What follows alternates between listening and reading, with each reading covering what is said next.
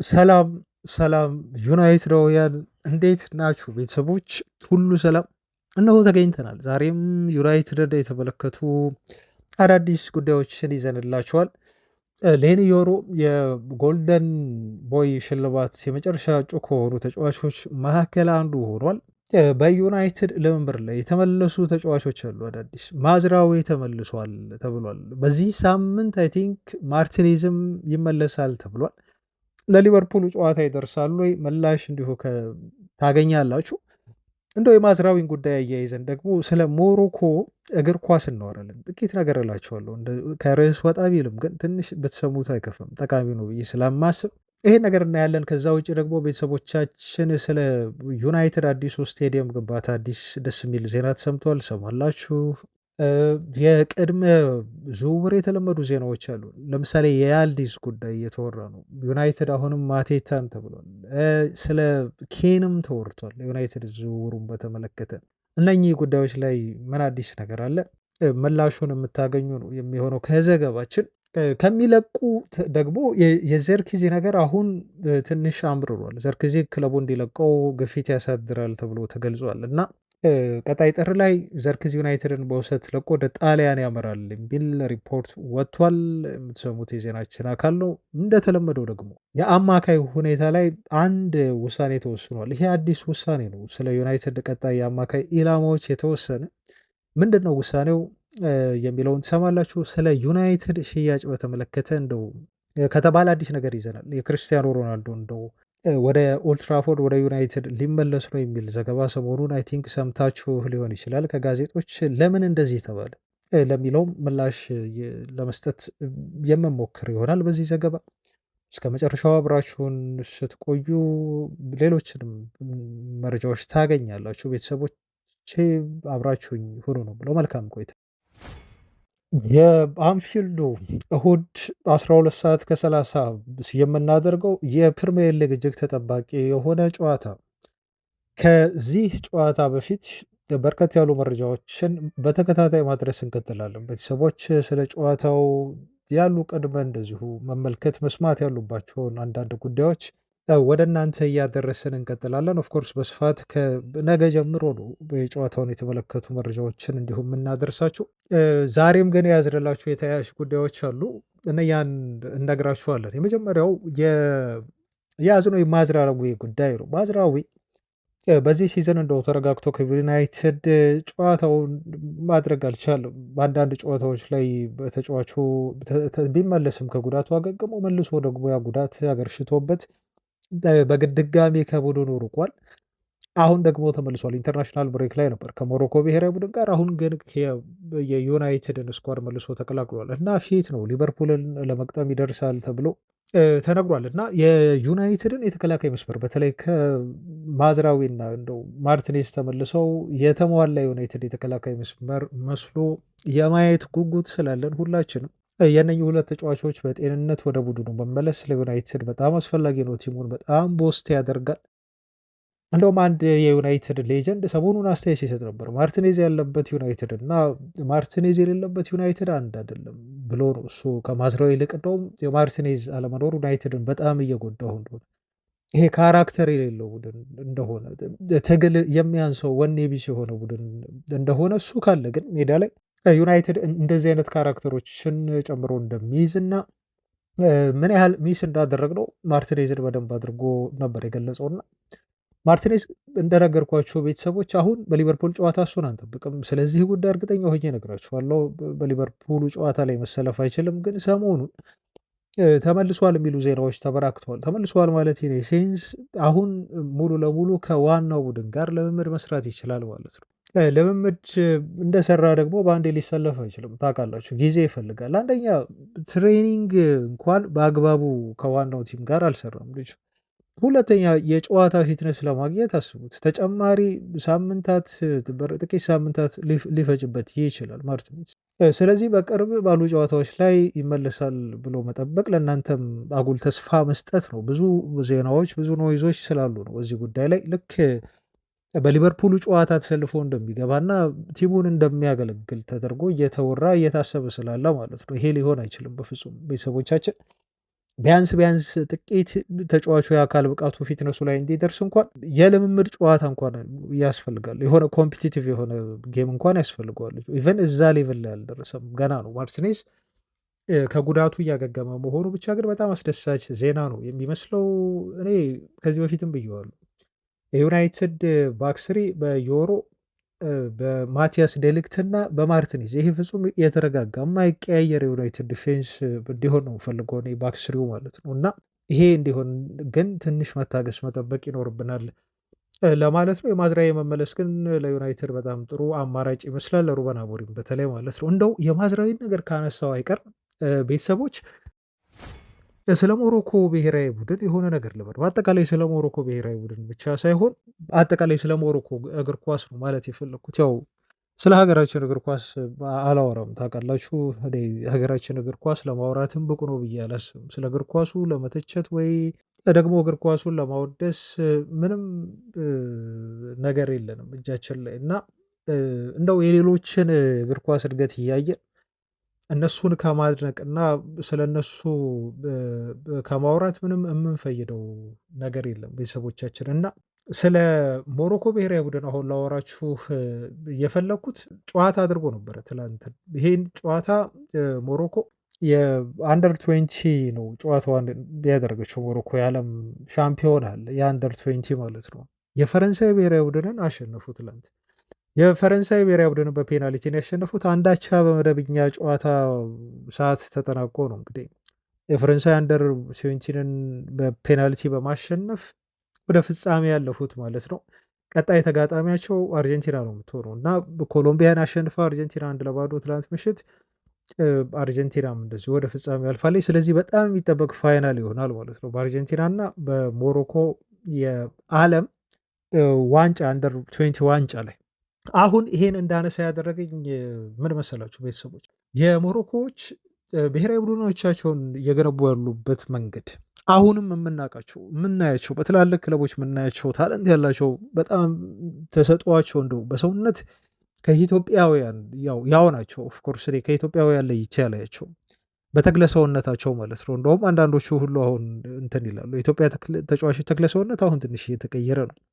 የሞሮኮውያን ተጫዋቾችን ተክለ ሰውነት ስታይ አሁን ግን በእኛ ደረጃ ነው ያለው። ግን ያላቸው የእግር ኳስ ስኪል እውቀት፣ ይሄ ቴክኒካል ጊፍትድ የሆኑ ናቸው። ይሄ የሞሮኮ ቡድን አሜሪካንን እንደዚሁ አሸንፎ ትላንት ፈረንሳይን አሸንፎ ፕላስ ሳውስ ኮሪያን አሸንፎ ማለት ነው። የተሸነፈው በሜክሲኮ ብቻ ነው። ከዛ በፊት ብራዚልን አሸንፏል። የነ ስፔን ብሔራዊ ቡድን ሁሉ ሳይቀር ያሸነፈ ነው ማለት ነው። እና ፋይናሉን አሁን ሊበሉትም ላይበሉትም ይችላሉ። ግን ለአፍሪካ በጣም ኩራት የሆኑ ብዙ የአፍሪካ እግር ኳስ ፌዴሬሽኖች ብዙ ከሞሮኮ ተሞክሮ መውሰድ ያለበት ፌዴሬሽን ነው የሞሮኮ ፌዴሬሽን ማለት ነው። እንደው የኢትዮጵያ እግር ኳስ ፌዴሬሽንም ቢሆን ማለት ነው። እስቲ ዛሬ ትንሽ ወጣ ብለን እናውራ ብዬ ነው። ትንሽ ተች ስላደረገኝ ነው እንደዚህ አይነት ነገሮች ላይ አንዳንዴ ብናወራ። ቻናላችን ያው ስለ ዩናይትድ ቢሆንም ግን ይጠቅመናል። ከማዝራዊ ጋር አያይዤ ትላንት እንደው ይሄን ነገር ማንሳት አለብኝ ብዬ ስላሰብኩ ነው። እና አንደር 20 ብቻ አይደለም በነገራችሁ ላይ በየእርከኑ በሞሮኮ ብሔራዊ ቡድን ብትሄዱ ይሄ ሲኒየር ቲም ዋን ራሱ ብትሄዱ አሁን ለየት ያለ እኔ የሞሮኮ ብሔራዊ ቡድን ጨዋታ ሳይ የአውሮፓ አንድ ጌም የማየው የሚመስለኝ የፒኤስጂን እንቅስቃሴ ያስታውሰኛል። እውነት ለመናገር በጣም ፈጣን በቃ ጨዋታ ላይ እግር ኳስ ላይ ያላቸው እግራቸው ላይ ኳስ ስትገባ ያላቸው እንቅስቃሴ ፈጥኖ የሚያስቡበት መንገድ እንደው ሞሮኮ ስንት ጎል አግብታ ታሸንፋለች ብላችሁ ነው እንጂ የምትጠብቁት ሞሮኮ ትሸነፋለች ወይ ብላችሁ ሁሉ አትጠብቁም በየጨዋታው ማለት ነው። በዛ ላይ አይታችሁ ደግሞ ትረካላችሁ። የሞሮኮ ብሔራዊ ቡድን ጨዋታ ማየት ያረካል። በቃ አንድ ይሄ ፔጄ ቁጭ ብላችሁ ሲጫወት እንደማየት ማለት ነው። በፋውል ያልበዛበት ጨዋታ እንደ ሌሎች ይሄ አንዳንድ ብዛት የአፍሪካ ሀገር ተጫዋቾች እንደሚያደርጉት ደቂቃ ለማባከን እንደዚሁ የሚያሰለች በጣም በየደቂቃው እንዲሁ የሚቋረጥ አይነት ጨዋታ፣ መቆራረጥ የሌለው ጨዋታ በጣም ኮንቲኒስ ሲሆነው ፍሎ ያለው ፍጥነት ያለው ስኪል ያለው ክሪኤቲቪቲ ያለው በእግር ኳስ የሚያሳይ ብሔራዊ ቡድን ነው የሞሮኮ ብሔራዊ ቡድን። እና በእግር ኳስ ከሌሎቹ የአፍሪካ ሀገራት አሁን በጣም ርቀው ሄደዋል። እነሱ ሌላ ሌቭል ላይ ናቸው። ቀጣይ አይ ቲንክ የአፍሪካ ዋንጫ የሚያዘጋጁት እነሱ ናቸው መሰለኝ። እና በዚህ ጉዳይ ላይ እንደው ሞሮኮ የአፍሪካ ዋንጫ እንደምታነሳ ቤት ማድረግ ትችላላችሁ። በእግር ኳስ ምንም እንደው ሊከሰት ይችላል። እኔ ቤቲንግንም ሰፖርት እያደረግኩ አይደለም፣ ግን ኖርማሊ ዝም ብላችሁ እንደ እግር ኳስ ተመልካች ስታዩ የሞሮኮ ብሔራዊ ቡድን ቀጣዮቹን እንደው በአፍሪካ ብቻ አይደለም በዓለምም ትልቅ ታሪክ መስራት የሚችል ብሔራዊ ቡድን እየገነቡ እንዳሉ ነው እኔ መታዘብ የቻልኩት። ይሄን ለመናገር ነው። ውጤቱ ምንድነው? ይሄ ካላችሁ ደግሞ ስለ ሞሮኮ ብሔራዊ ቡድን አሁን ሰርች ብታደርጉ ያላቸው ፋሲሊቲዎች ማለት ነው በተለያዩ ኤጅ ግሬዶች በተለያየ ሌቭል ደግሞ ተጫዋቾቻቸውን እያሰለጠኑ መምጣታቸው ብሔራዊ ቡድኖቻቸውን መገንባታቸው በተለያዩ ኮምፒቲሽኖች ላይ መወዳደር መቻላቸው እንዲሁም የአፍኮን አዘጋጅ ናቸው። ቀጣይ ታውቃላችሁ ይሄ ሁሉ ነገሮች እነኚህ ሁሉ ነገሮች ተደማምረው እግር ኳሳቸውን የገነቡበት መንገድ ያስገርመኛል። ስለዚህ እነ ማዝራዊ ወይ ደግሞ ሌሎች ስመጥር ተጫዋቾች ከሞሮኮ ብሔራዊ ቡድን እንደነ ሀኪሚ እንደ ቀጣይም እንዲሁ ከዋክብት ቢወጡ ሊገርማችሁ አይገባም። ምናልባት ቀጣዩ የዓለምን እግር ኳስ የሚቆጣጠረው ተጫዋች ከሞሮኮ ሊወጣ የሚችልበት እድል ይኖራል። ለማንኛውም እዚህ ላይ ብዙ አልቆይ፣ ወደ ቀጣይ ዜናዎቼ ልለፍ ቤተሰቦች። የሌኒ ዮሮን ጉዳይ እናንሳና ይህ የዩናይትድ ትልቅ ተሰጥኦ ያለው ተከላካይ ብዙ ተስፋ የሚጠበቅበት ልጅ በጎልደን ቦይ አዋርድ ሽልማት ላይ የ2025 እጩ ተብለው ከተያዙት መካከል የመጨረሻዎቹ 25 ውስጥ ተቀላቅሏል ማለት ነው። እና ዮሮ የሚያንሰው አይደለም ይሄ ተጫዋች እንደው ከዓለማችን ምርጥ ተሰጥኦ ካላቸው 25 ተጫዋቾች ተርታ አንዱ መሆኑ የመጨረሻ ፋይናሊስት መሆኑ እንደው ይበለዋል ተብሎ ባይጠበቅም ይሄን ሽልማት ግን ተከላካይ ብዙ ጊዜ አይበላም። ደግሞ ታውቃላችሁ ፊት መስመር ላይ ያሉ አጥቂ ተጫዋቾች ናቸው። በተለይ በባለንዶርም በተለያዩ አይነት እንደዚህ ሽልማቶች የሚሸለሙት መጨረሻ ላይ ኦፍኮርስ አውቃለሁ። ለምሳሌ ካናቫሮ ከጣሊያን ብሔራዊ ቡድን ጋር ያለ ዋንጫን አንስቶ ቫለንዶር ማንሳት ችሏል። እንደዚህ ለየት ያለ ኦኬሽን ካልተፈጠረ በስተቀር በአጥቂዎች ደረጃ ጎልቶ የሚወጣ ከሌለ በስተቀር ከተከላካይ እንደዚህ አይነት ምርጫዎች አይደረጉም እና የጎልደን ቦልት ሽልማቱን አሁን ዮሮ ይበለዋል ብዬ ማለት ባልችልም፣ ግን ቶፕ 25 ውስጥ ራሱ መካተቱ የመጨረሻ እጩዎች ውስጥ መካተቱ በራሱ ለሱ ትልቅ ማበረታቻ ነው እና ዮሮ የጎልደን ቦይ አዋርድ የመጨረሻዎቹ 25 ተጫዋቾች ውስጥ ተካቷል ማለት ነው። በዩናይትድ ይሄ አዲስ አይደለም። ኦፍኮርስ ዋይኒ ሮኒ በ2004 ላይ ተካቶ ነበረ። እንደዚሁም አንደርሰን የተባለ ብራዚላዊ ተጫዋች ካስታውሳችሁ በ2008 ማርሳል እንደዚሁ በ2015 እጩ ሆኖ ነበር። እንዲሁም አሁን ዮሮ በ2025 እጩ ሆኗል ማለት ነው። ሼሽኮ ዜና እንደዚሁ እንመለስ። ኦፍኮርስ ሼሽኮን ዜና ትኩረት አድርጌ ለማውራት አይደለም ይሄን አሁን የምነግራችሁ፣ ግን ሽማይክል የተናገረው ነገር ትንሽ እንደው እነኚህ የቀድሞ ዩናይትድ ተጫዋቾች ፐንዲቶች አንዳንዴ የሚናገሩትን አያውቁም ወይ ብላችሁ እንድትሉ ያደርጋችኋል። እና ዩናይትድ ለምንድን ነው ቤንጃሚን ሼሽኮን ያስፈረመው? የቤንጃሚን ሼሽኮ መፈረም ስህተት ነበር ብዬ ነው የማስበው ብሎ የቀድሞ ዩናይትድ ግብ ጠባቂ ነው የተናገረው ፒተር ሽማይክል። እና ሆይላንድ እያለ በዩናይትድ ቤት በጣም ታለንት ያለው ግን ብዙ ሰርቪስ ያላገኘ ብሎ ነው እሱ የገለጸው። ሆይላንድ ሰርቪስ አላገኘም ነበር አምና ብሏል። ኦፍኮርስ ሁላችንንም ያስማማል እሱ እንደ ኬቨን ዲብሬን አይነት ሰርቪስ የማያገኝ ተጫዋች ስለሆነ ነው አምና ብዙ ጎል ማስቆጠር የቻለው ማስቆጠር ያልቻለው እና አሁን ደግሞ ዘንድሮ ተመልከቱት እስቲ ከዩናይትድ ወጥቶ በናፖሊ ቤት ተጫዋቹ ትኩረት ሰጥቶ እንደው እሱን አሲስት ማድረግ የሚችል አማካይ ካለ ምን ያህል ጎል ሊያስቆጥር እንደሚችል ተመልክተናል። ታለንት እንዳለው ተመልክተናል። እና ምንም ስሜት አይሰጠኝም የቤንጃሚን ሼሽኮ ለዩናይትድ መፈረም ስሜት ያልሰጠኝ ፊርማ ነው ብሎ አስተያየቱን ሰጠ ማለት ነው። እና እኔ የቀድሞ ዩናይትድ ተጫዋቾች የሚያስገርሙኝ ፓርት በዚህ ላይ ነው ማለት ነው። የቀድሞ ተጫዋች ሆነክ እንግዲህ አንተ ስለ ቀድሞ ክለብ ስታወራ ቢያንስ ሰፖርቲቭ ነው መሆን ያለብህ። ኦፍኮርስ ይሄ ለታይታ ወይ ሰው እንዲሰማኝ ብዬ የሆነ የሚጥም ነገር ልናገር ብለህ መናገር ማለት አይደለም ሰፖርቲቭ ማለት እና ሼሽኮን አሁን በዚህ ሰዓት የምትተቸው አጥቂ አይደለም።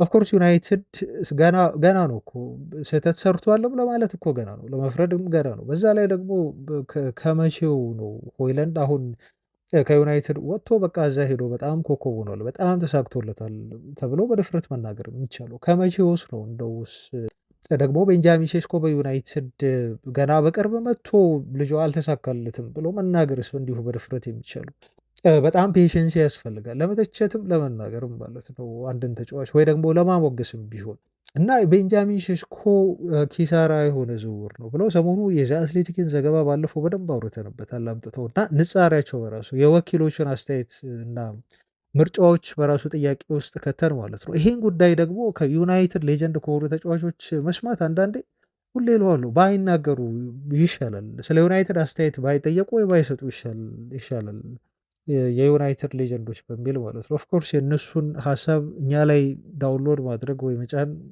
ወይ የእነሱን አስተያየት እንደው ኮንሲውም ማድረግ ባይኖርብንም ግን እውነት ለመናገር ይኸውላችሁ ቤተሰቦች ቤንጃሚን ሼሽኮ 2 ጎሎችን እንደው አስቆጥሯል። አሁን 2 ጎሎችን እነዚህ 2 ጎሎች ነን ፔናልቲ ጎሎች ናቸው።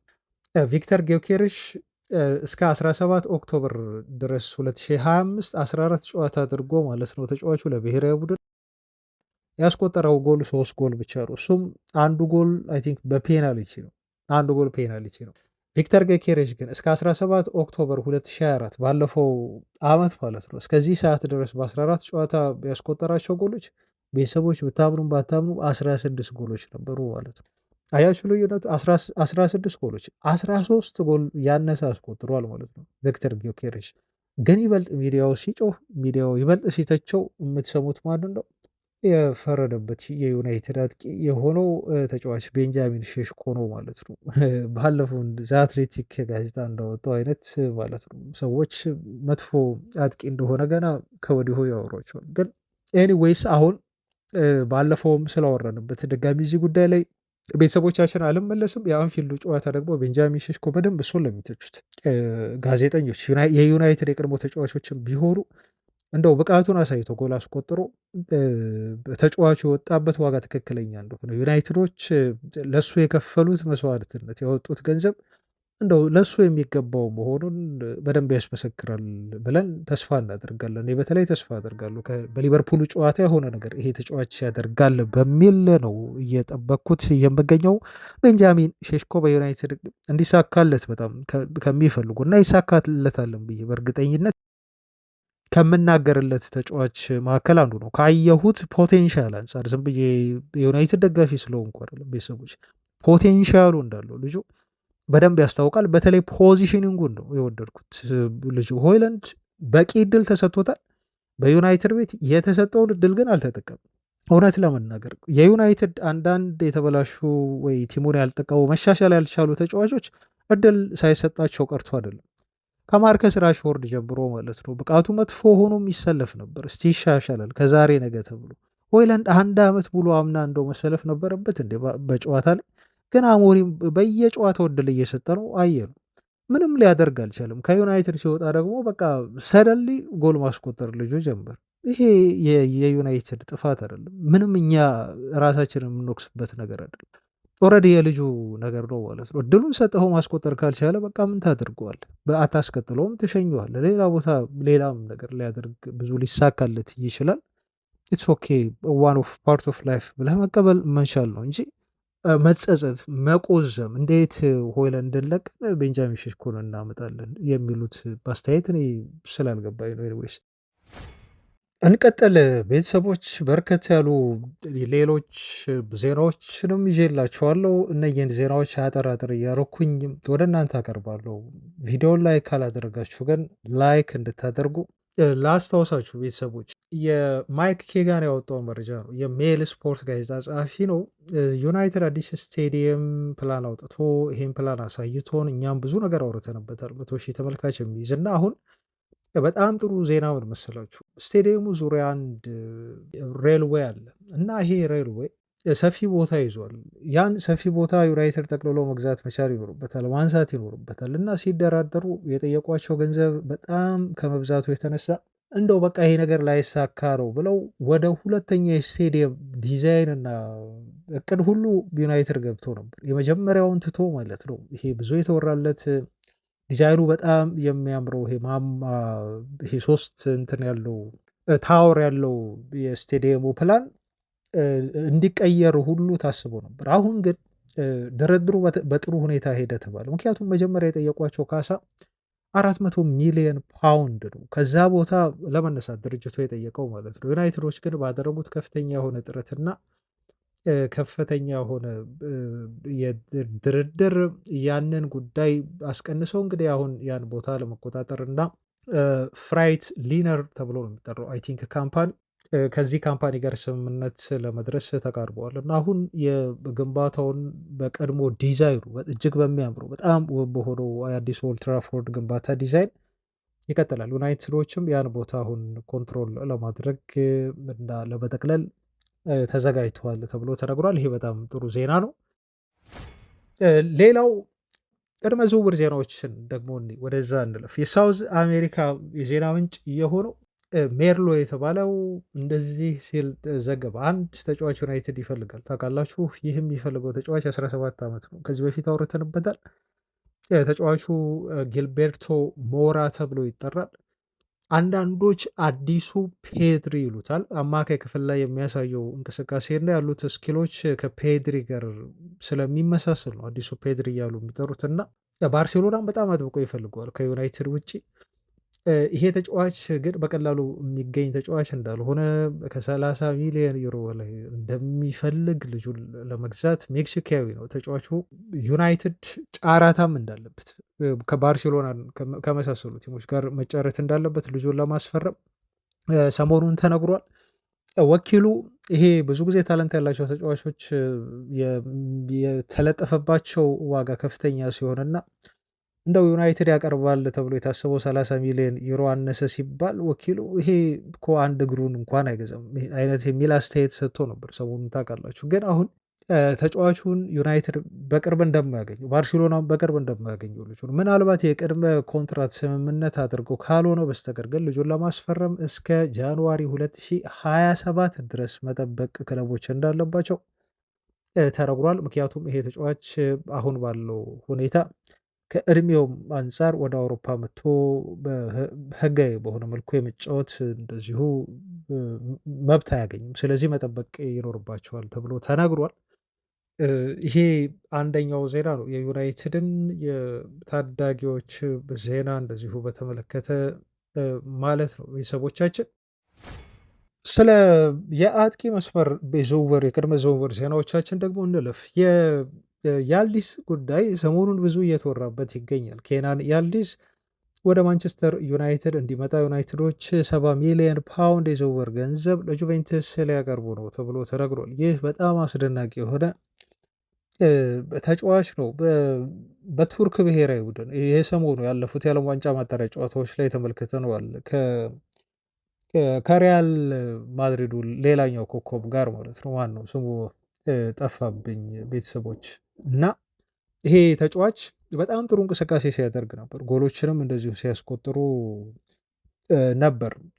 ጉለርን ማለት ነው፣ አርዳ ጉለር። ሜሱት ኦዚል ከክርስቲያኖ ሮናልዶ እና ከሊዮኔል ሜሲ ማንን ትመርጣለህ ሲባል ለእኔ ምርጡ አርዳ ጉለር ነው እንዳለው ማለት ነው። እና ይሄ ድንቅ ተሰጥኦ ያለው ልጅ ነው። ኦፍኮርስ ልጁ እሱና ያልዲዝ ያለበት የቱርክ ብሔራዊ ቡድን ተርኪ ብሔራዊ ቡድን በጣም ምርጥ ቲም ነው እና ለማየት ሁሉ ደስ ይላል። ብዙ ጎሎችን ያስቆጥራል። በተለይ ሁለቱ ተጫዋቾች ተግባብተው ተጣምረው መጫወት ለቲሙ የተለየ ቅርጽና የተለየ ግርማ ሞገስ የሰጠው ይመስለኛል የቱርክ ብሔራዊ ቡድን እና ዩናይትድ እውነት ይህን ልጅ የሚያገኘው ከሆነ ሌላ ታለንት ያለው ለበርካታ ዓመታት ዩናይትድን ማገልገል የሚችል ተጫዋች ነው የሚያስፈርም የሚሆነው ማለት ነው። እንደሚፈልጉት አሁን እየተነገረ ነው ያለው። አንድ እርግጠኛ መሆን የምንችለው በዚህ ጉዳይ ላይ ቤተሰቦች ዩናይትድ የአጥቂ ባህሪ ያላቸውን ተጫዋቾች አሁን እየፈለገ ይገኛል። ወይ 9 ቁጥር የሆኑ አሊያም ደግሞ በ9 ቁጥር ቦታ ላይ መጫወት የሚችሉ እና በሌሎች ቦታዎችም ላይ መጫወት የሚችሉ መልቲ ፖዚሽን ላይ የሚጫወቱ የአጥቂ ባህሪ ያላቸው ልጆች እየፈለገ ነው። የፊሊፕ ማቴታን ጉዳይ አሁንም አልተውም ተብሎ ተነግሯል። በድጋሚ ይህን ፍላጎታቸውን ይቀሰቅሳሉ።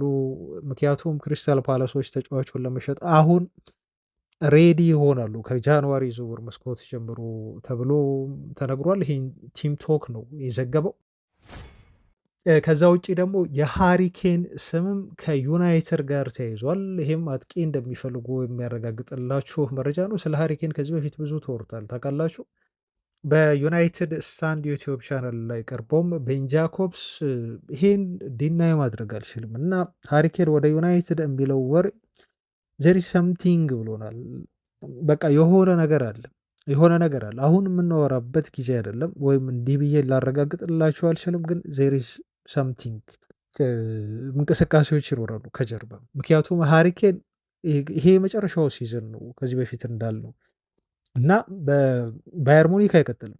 እንግሊዝ ተመልሶ በአለን ሽረር የተያዘውን ከፍተኛ ጎል የማስቆጠር ሪከርድ ለመስበር ፍላጎት አሉ። ትንሽ ነው ደግሞ የቀረው፣ አይ ቲንክ ወደ 40 ምናምን ጎል መሰለኝ እና ታርኬን አትሊስት 3 ሲዝን ቢጫወት በእንግሊዝ ፕሪሚየር ሊግ ደግሞ ያደርገዋል። ይሄን ሪከርድ መስበር ለሱ ቀላል አይደለም።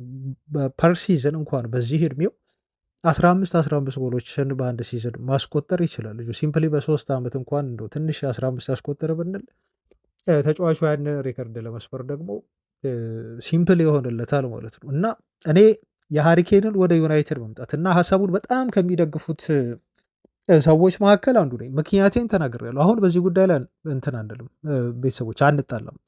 ለምንድን ነው ማንጣላው መሰላችሁ? ይሄ ኦፒኒየን ነው እና የቴስት ጉዳይ ነው፣ የምርጫ ጉዳይ ነው። እናንተ ሃሪኬን እኮ መንጌስ አሁን እድሜው ገፋ 33 ነው፣ እንዲህ ነው። ሃሪኬን ሌላ ቦታ በቃ ኤነርጂውን ጨርሷል። አሁን ዩናይትድ ቤት የሚመጣው ለምንድን ነው? ለጡረታ ነው። ኮሜንት ላይ ባለፈው የሰጣችሁትን አስተያየት ሳነብ ነበር እና እኔ ፐርሰናሊ የእናንተን ሀሳብ አከብራለሁ፣ የእናንተን ሀሳብ እንደዚሁ እደግፋለሁ። ሀሳባችሁን በቃ ሪስፔክት አደርጋለሁ። ግን ደግሞ በግሌ እኔ ሃሪኬን ወደ ዩናይትድ ቢመጣ ብዬም አንድ ከማስብባቸውና እንደው ቢሆን ብዬ ከምመኝባቸው 2 ምክንያቶች ልንገራችሁ። የኔን ሀሳብ ተቀበሉ ብዬ አይደለም አሁንም ነግራችሁ። አንደኛ ተጫዋቹ ባለው ብቃት ስቲል አልጠራጠሩም። ልጁ በየአመቱ ጎል እያስቆጠረ እያመረተ ያለ ልጅ ነው እና ብቃቱ ወርዷል ብዬ አላስብም። በቅርብ ዓመታትም ይወርዳል ብዬ አላስብም። በቅርብ ዓመታት ስል በጣም ይቆያል ማለቴም አይደለም፣ ግን ጀስት ላይክ በቃ አሁን ኔክስት ይር ሃሪኬን እንዲህ በአንድ ይወርዳል የሚል እምነት የለኝም። አንድ ይሄ ነው።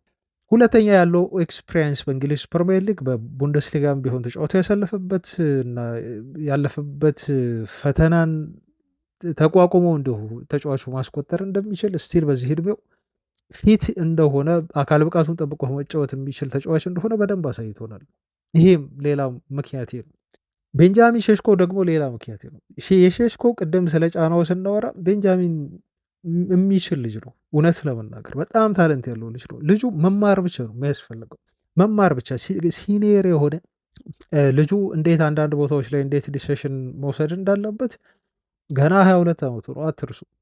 የሚያስተምረው አጥቂ እንደ ሃሪኬን ያለ ኤክስፔሪንስ ያለው አጥቂ ካገኘ እየተባለ እንዳለውም ከሆነ ዩናይትዶች ሃሪኬን የፈለጉበት አንዱ ምክንያት ለዛ ነው። ከሼሽኮ ላይ ጫና ለመቀነስና ከሱ ብዙ ነገሮችን እንዲማር ለማድረግ ማለት ነው።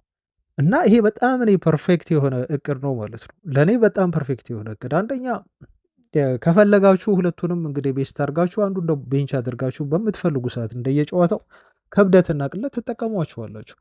ሼሽኮ ብዙ ነገር ይማራል ማለት ነው ከሱ እና እነኚህ ምክንያቶች ከምንም በላይ ደግሞ ልጁ ሪከርድ ለመስበር ነው የሚጫወተው። ይሄን አትርሱ ቤተሰቦቻችን። ስለዚህ ሌላ ኤክስትራ ሞቲቬሽን አሉ። ይሄ ኤክስትራ ሞቲቬሽን ሃሪኬን የዩናይትድን ማሊያ ለብሶ 9 ቁጥር ላይ ተሰልፎ ጎሎችን እንዲያስቆጥርና በግሉ ከፍተኛ ጥረት እንዲያደርግ ልጁ የግል ኢላማ ይዞ ነው የሚመጣው። ይሄ ኢላማ ደግሞ ያነሳሰዋል ማለት ነው። ይሄ መነሳሳት ሪከርዱን ለመስፈር የሚያደርገው ጥረት በተዘዋዋሪ ዩናይትድን ይጠቅማል፣ ራሱንም ይጠቅማል፣ ዩናይትድንም ይጠቅማል። ከሼሽኮም ላይ ያለው ጫና ይቀንሳል። ከዚህ አንጻር ነው ማለት ነው የሃሪኬንን ጉዳይ የምደግፈው ማለት ነው። የኔ ምክንያቶች እነኚህ ናቸው ቤተሰቦች። ስለዚህ አሁን ሃሪኬን ወደድንም ጠላንም ስሙ በተደጋጋሚ አሁን ከዩናይትድ ጋር መያያዙ አይቀርም። ልብ በሉ ደግሞ ዩናይትድ አንድ የሞክሩ አቶታል።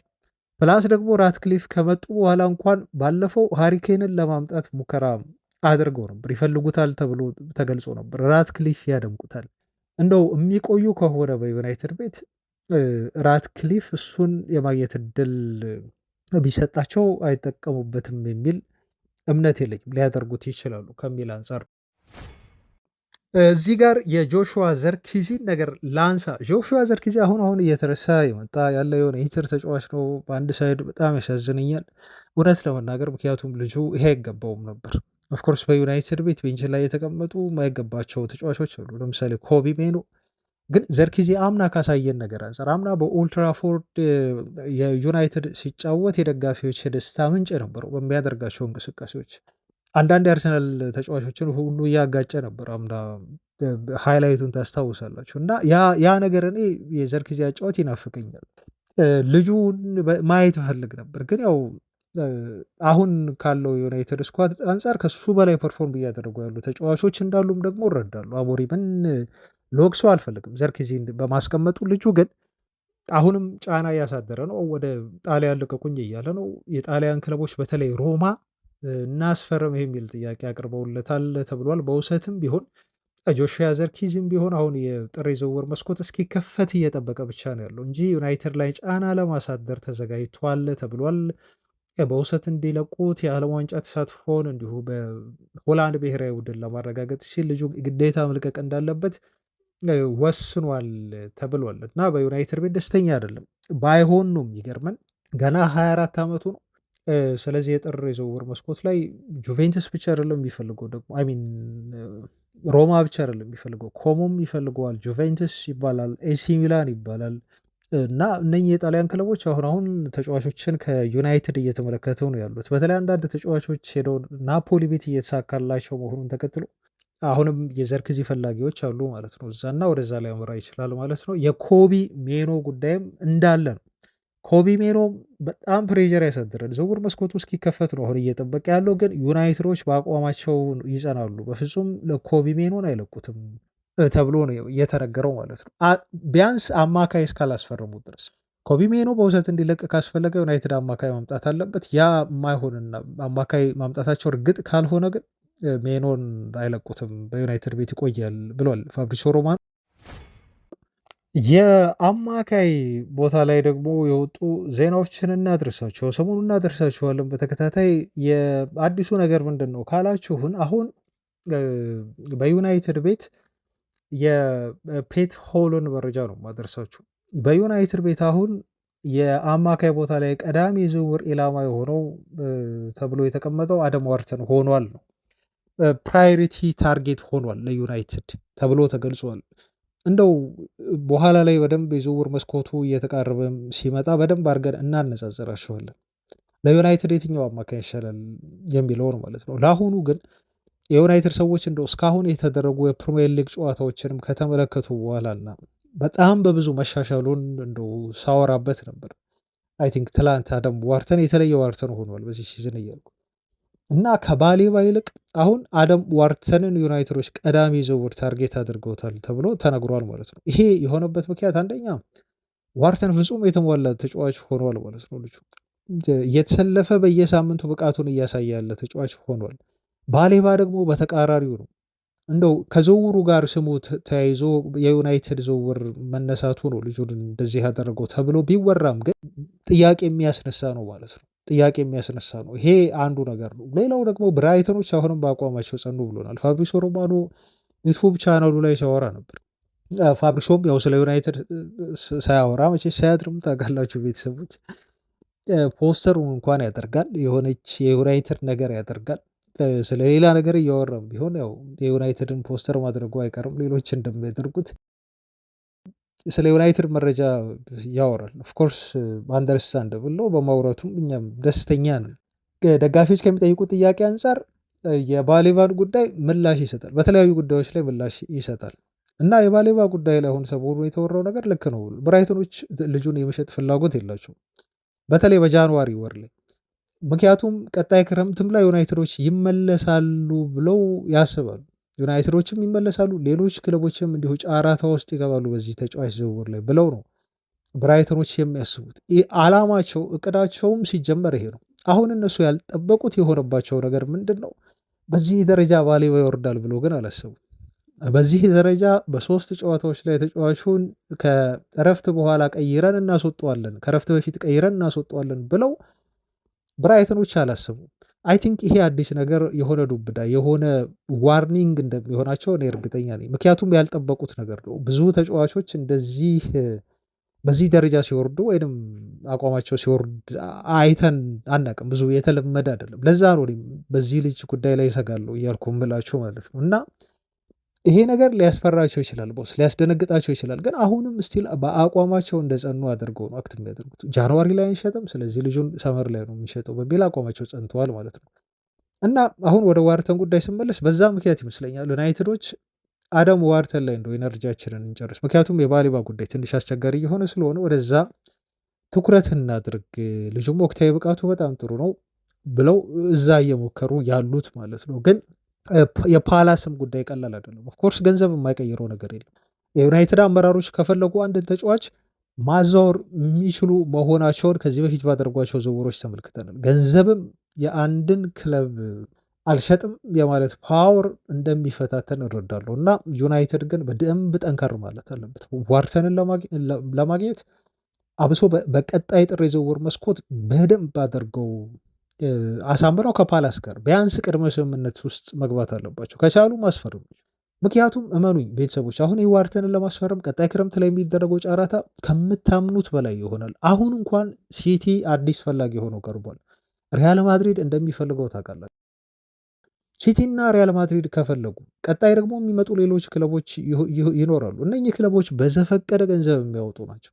ስለዚህ እነኚህን ክለቦች መፎካከር አትችሉም። እነኚህ ክለቦች ቢያንስ አትሊስት ልጁን እስከ ክረምት ይጠብቁታል። ዩናይትድ ማድረግ ያለበት የዩናይትድ አመራሮች አሁን ቀዳሚ የዝውውር ኢላማ እንዳደረጉት ጥር የዝውውር መስኮት ላይ እሱን ለማስፈረም መጣር። አደም ዋርተንን ካስፈረመ ዩናይትድ ጥር ላይ በቃ ትልቁን ስራ ሰራ ማለት ነው። አንድ ትልቅ የሚፈልገውን የአማካይ ስፍራ ተጫዋች ያገኘ ማለት ነው። የባሌባን ጉዳይ ደግሞ በራሱ ጊዜ ይመጣልች። ምክንያቱም ብራይተኖች እስከ ክረምት ተጠብቀው ሌሎች ተጫራች ክለቦችን ያሉ፣ ተጫራች ክለቦች ደግሞ የማይመጡ ከሆነ አቋሙ በዚሁ የሚቀጥል ከሆነ እኮ የሚፈልገው ክለብ እየቀነሰ ይሄዳል። ይሄ ነገር ደግሞ ዩናይትድ በሚፈልገው ተርምና ኮንዲሽን ባሌባን እንዲያስፈርሙ ሊያደርጋቸው ይችላል። አያችሁ፣ ዋርተንን እዚህ ጋር ይዛችሁ ወይ አንደርሰን ኢሌት አንደርሰንን አስፈርማችሁ ስትደራደሩ ለባሌባ ዝውውር እና ሁለቱንም ሳታስፈርሙ ደግሞ ስትደራደሩ አንድ አለም እዛ ጋር በቃ ዩናይትድ ሪላክስ አድርጎ ነው ካገኘሁት ካላገኘሁትም ኢትስ ኦኬ ብሎ ድርድሩ ሊያደርግ የሚችለው ማለት ነው። እና የዩናይትድ የአማካይ ክፍል እንቆቅልሽ ቤተሰቦቻችን ካሁኑ በጣም ብዙ ነገር ይወራበታል። በጣም ብዙ ነገር በኢሊዮት አንደርሰን ሁሉ ሳይቀር አሁን ሲቲዎች እንዲሁ ጣልቃ ገቡ ተብሎ ይህን ተጫዋች ማስፈረም እንደሚፈልጉ ይሄም አዲስ የወጣ ዜና ነው። ኢቨን ቼልሲዎች ራሱ ተብሏል። ኤቭሪ ቶፕ ክለብ ቅድም ያልኳችሁን አማካዮች ይፈልጓቸው። ለዛ ነው ዩናይትድ ቢያንስ አትሊስት አንድ አማካይ ቀጣይ ጥር የዝውውር መስኮት ላይ ያወጣው ነው ጨወጥ የሚያስፈልገውን ክፍያ ከፍሎ ማስፈረም አለበት ብለን የምናወሩ።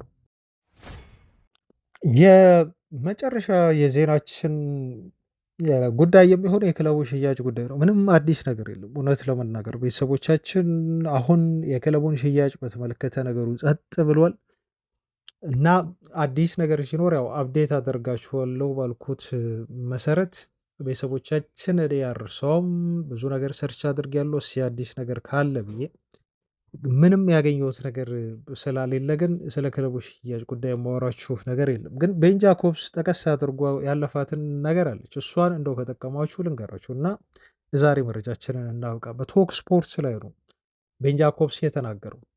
ምንድን ነው እንደው ለየት ያለ ነገር አለው ብዬ የምላችሁ ከዘ አትሌቲክ ካወጣው መረጃ ጋር የሚቃረን ነገር ነው ያለው። ዘ አትሌቲክ ሳውዲዎች አሉ፣ ኳታሮች አሉ እና የዩናይትድ አረብ ኤምሬት እንዲሁም የግል ኢንቨስተሮች አሉ ዩናይትድን ለመግዛት ፍላጎት ያላቸው ብሎ ዘግበውልን ነበር። ቤን ጃኮብስ ግን እኔ እንደሰማሁት ከሆነ አለ የሳውዲ ሰዎች አይደሉም ዩናይትድን ለመግዛት የሚንቀሳቀሱት አለ፣ ወይም ደግሞ ምንጬ እንደነገረኝ ከሆነ ከኳታርም አይደሉም ወይም ደግሞ ሼህ ጃሲምም አልተመለሱም ነው ያሉት። እንደሱ ከሆነ አልተመለሱም ነው ኦፍኮርስ ያለው ሀሳቡ ሊኖራቸው ይችላል። ዩናይትድን ለመግዛት ከፍተኛ ጥረት አድርገው የነበሩ እስከ 4 ቢሊዮን ፓውንድ ድረስ አቅርበው የነበሩ ቢሊዮነር ናቸው። ሼህ ጃሲምን በዩናይትድ ምክንያት ብዙዎቻችሁ አሁን ታውቋቸዋላችሁ። እና እነኚህ ሶስቱ አይደሉም ብሏል። ሼህ ጃሲም ኳታርና ሳውዲም አይደሉም ምንጬ እንደነገረኝ ከሆነ ብሎ ቤን ጃኮብስ ያለው ማለት ነው። አንድ ግሩፕ አለ ግን ብሏል። ይሄ ግሩፕ ከዩናይትድ አረብ ኤሚሬት ነው ሲል በድጋሚ ተናገረ እና ይሄ ከዩናይትድ አረብ ኤምሬትስ የመጣው ግሩፕ ወይ የባለሀብቶች ስብስብ ኮንሰርቲየም ፈጥሯል። ይሄ ኮንሰርቲየም ደግሞ የዩናይትድ ተጫዋቾችን ኢቨን የቀድሞዎቹን አፕሮች እስከ ማድረግ የደረሰ ነው።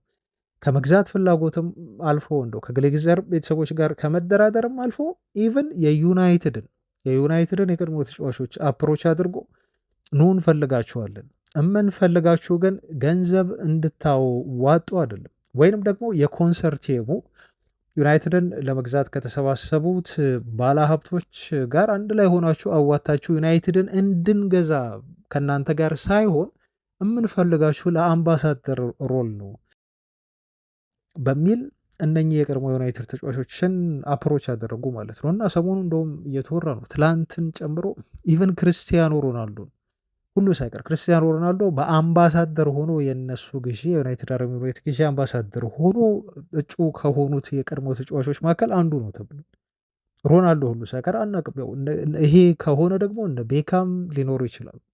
እንደው በእርግጠኝነት መናገር ይቻላል ቤካም ሊኖር እንደሚችል ወይ አሁን ካሉት ፐንዲት ሆነው ከሚሰሩ ተጫዋቾችም አሉ። እነ ጋሪ ኔቭል አለ፣ ሪዮ ፈርዲናንድ አለ፣ በጣም ብዙ አሉ። እነ ሮይ ኪነን ጨምሮ ማለት ፖል ስኮልስ አለ እና እዚህ ደረጃ ላይ ነው ያሉት ማለት ነው። የአምባሳደር ሚና ሊሰጧቸው ነው የሚገኙት እና ኢንተርናሊ አሁን እያወሩ ነው። ምን ላይ እንደደረሱ አላቅም። ስብሰባዎችን አድርጓል። በየጊዜው እየተወያዩ ነው ዩናይትድን ስለሚሸጡበት ጉዳይ ማለት ነው። እና በቀጣዮቹ ወራት ወይ በቀጣዮቹ ቀናት ላይ የሆነ ነገር ሊፈጠር ይችላል በዩናይትድ ሽያጭ ጉዳይ። ምክንያቱም ግሌዘሮች ዩናይትድ ለመሸጥ እንደቆረጡ እናውቃለን። ቤተሰቦች ለገበያ እንዳቀረቡት አሁን አውቀናል።